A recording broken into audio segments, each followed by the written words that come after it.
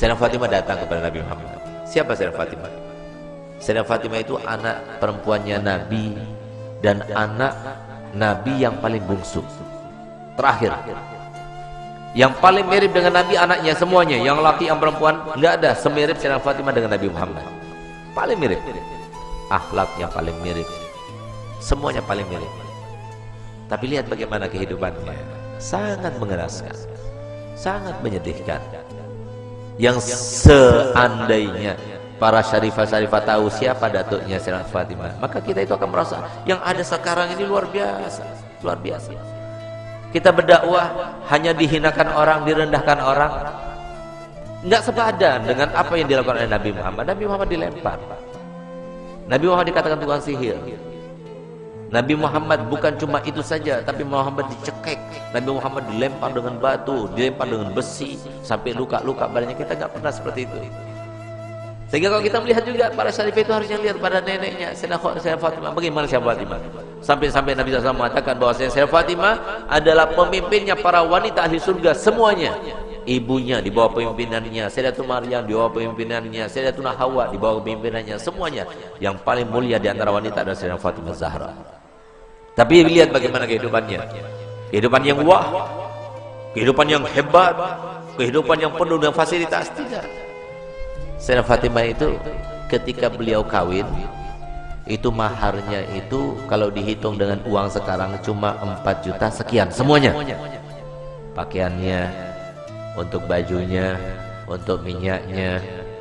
Kemudian 4.800.000 itu kira-kira itu harga 400 dirham itu. 4.800.000 itu dibagi 3. Sepertiga dibelikan minyak oleh Nabi, sepertiga dibelikan pekakas oleh Nabi. Pekakasnya itu berupa apa? Pekakasnya itu berupa bantal yang terbuat dari kulit, dan kulit itu diisi dengan pelepah kurma. Pelepah kurma. Kemudian dibelikan selimut. Selimut itu tempat duduk. Yang kata Sayyidah Fatimah, tempat duduk yang aku pakai adalah selimut yang aku pakai ketika tidur. Selimut yang aku pakai ketika tidur itu adalah yang kita gunakan untuk duduk ketika mengembala kambing bersama suamiku Ali. Yang jikalau kami tidur berdua, kami angkat ke kepala, kaki kami terlihat. Kalau kami tarik ke bawah untuk menutupi kaki kami, maka kepala kami terlihat. Itulah selimutnya Sayyidatina Fatimah Zahra. Sehingga suatu waktu pernah ada sebuah cerita yang sangat luar biasa daripada kehidupan Sayyidatina Fatimah Zahra. Nabi Muhammad SAW menangis. Tidak ada henti-hentinya, menangis. Sayyidina Abu Bakar Siddiq datang, tetap menangis. Sayyidina Umar datang, tetap menangis. Sayyidina Utsman datang, tetap menangis. Sampai Sayyidina Abu Bakar mengatakan, ini nggak ada yang bisa mendiamkan Nabi kecuali putri tercintanya Sayyidatina Fatimah Zahra. Berangkatlah Sayyidina Abdurrahman bin Auf ke rumah Sayyidatina Fatimah dengan perintah dari Sayyidina Abu Bakar Siddiq. Diketok, siapa di luar sana? Ibn Auf, wahai Fatimah. Untuk apa kamu datang kemari? Kami ingin meminta bantuanmu karena Nabi SAW mulai tadi sedang nangis dan tidak berhenti menangisnya, terus menangis. Kami sedih melihatnya. Baik, sebentar, aku memakai pakaian dahulu. Kenapa Nabi SAW menangis? Karena Nabi telah diturunkan ayat yang berbunyi, wa in minkum illa wariduha. Tidak ada seorang pun dari kalian kecuali pasti akan melewati di atas neraka itu. Itu yang bikin nangis lagi. Tidak ada satupun dari kita kecuali kita akan melintas di atas jahanam. Bagaimana tempat lintasan kita tergantung kepada amal kita. Tipis tebalnya tergantung kepada amal kita. Yang sekarang kita tidak memperdulikannya, tidak memikirkannya. Nanti semuanya akan terpampang di depan mata kita dan kita akan melewatinya. Semoga kita termasuk yang mendapatkan amal yang banyak, yang menyenangkan hati baginda Rasul Muhammad SAW. Berangkatlah Sayyidah Fatimah. Begitu berangkat Sayyidah Fatimah bertemu dengan Nabi. Sayyidah Fatimah ketika masuk ke masjid, mereka berteriak.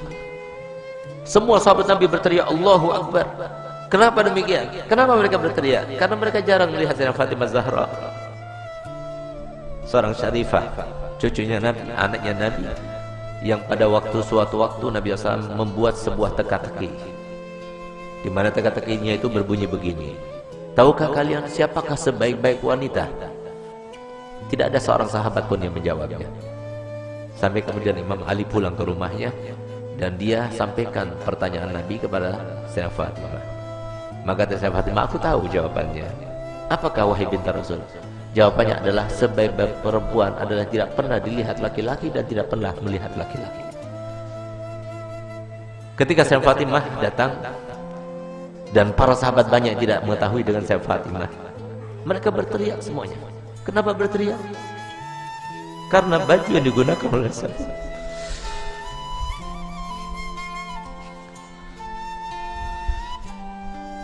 baju yang dibuka,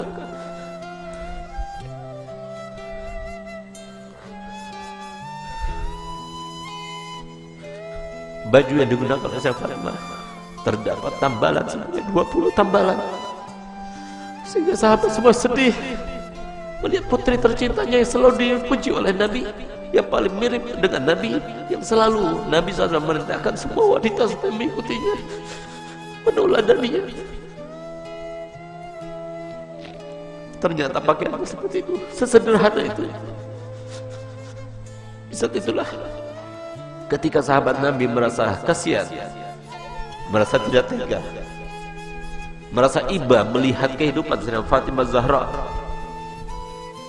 maka Nabi SAW berkata kepada Sayyidina Umar bin Khattab, ya Umar, biarkan saja, demi Allah putriku Fatimah adalah pemimpin dari seluruh wanita yang masuk surga. Seandainya para syarifah sekarang tahu, lihat bagaimana pakaian Sayyidah Fatimah, lihat bagaimana perempuan yang dibanggakan oleh Nabi Muhammad SAW, yang harusnya kita sebagai umatnya menjadikan tauladan baginya.